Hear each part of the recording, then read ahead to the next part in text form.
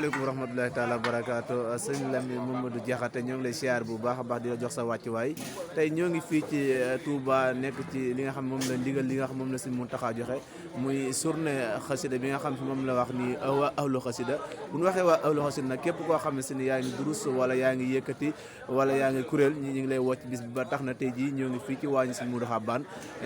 ñu dajeek ki nga xam mooy jëwriñ ji sëñ Lamine Diakhaté ñu war koo laaj moom naka la préparé bis bi nga xam ne moom la sëñ Mountakha joxe bisimilah jëwriñ. waaw Cheikh ñu ngi ziar bu baax a baax ñu leen ziar bu baax man la Modou Diakhaté maanaam ñu ngi jugee Mboro maam yor département wu Tivaouane yor waañu mbooleem koo xam ne yaa ngi dal kër sëñ Modou Xabaan waaw ndigal yi nag comme ni ko sëñ bi joxee dañ koo fexe ba nga waajal ko ci ay gox ba ci gox yi nga xam ne ñoo jógee département Tivaouane maanaam ñoo yor waañ tàmbali ko liggéey bi nii nag. jërëjëf bu ñu bëggoon a laajaat booy xool département Tivaouane dafa yaatu tey yéen a ngi fii ci waañ yi naka ngeen préparé ba nga xamee si ñëpp dinañ mën a xewlu ba li ko sëñ Mountakha bëggee mu amee ni waaw loolu moom wàccaaw yaatu lañ ko def ndax bu ñu xoolee ci wàccaay yi fexe nañu ba faggu ci lu toll ci juróomi nag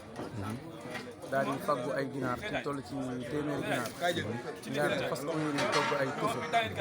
yoo xam ni maanaam ci njorte yaa xam ne ni moom dañ ci togg lu mu toll juróom fukki mbal yoo xam ni mbooleem loo xam ne dina fi dal ak lu ko wër moom den leen ci berte moom ba mu doy sëkk maanaam noonu lañ ko waajee maanaam département bi yëpp nag ñoo ko waajee noonu waaw ndaxte ñun ak waa Njaareem ñooy bokk fu ñu dal waaw loolu moom mooy wàccaay jërëjëf waaw bu ñu xool nag matukaay yi nga xam ne jël ngeen ko ci journée bi nga xam ne si organisation bi nga xam moom la war a doxal ci base bi ak ni ñu war a toogee ak njàng mi nga xam ne moom la ko sëñ Mountakha bëgg ak dal gi est-ce que loolu yéen a ngi ciy taxaw waaj ko bi nga xam ne du am benn sarxo waaw ndax comme li ma la wax léegi rek maanaam ndigal bi dafa tënk ci nosu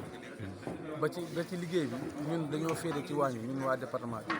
waaye waa Njaaréem dañoo féete ci wàllu baas bi ñuy yor durus bi ñuy yor collation bi ñuy yor café gi ñuy yor ndox bi ñuy yor wàllu cet bi mooy tax ku ci nekk rek da ngaa yor wàllu boo xam ne mooy sa wàll ci liggéey bi ñun nag département bi ñun moom dañoo cërale woon wàllu bernde yi waaw moo tax liggéey boobu moom maanaam ku ci nekk rek am nga ci wàllu boo xam ne moom ngay def waaw ku ci nekk jërëjëf kontaan nañ ci bu baax a baax ak taxawaay bi am na solo trop jërëjëf yàlla na yàlla def ngeen daje teg tawfeex sëñ bi jërëjëf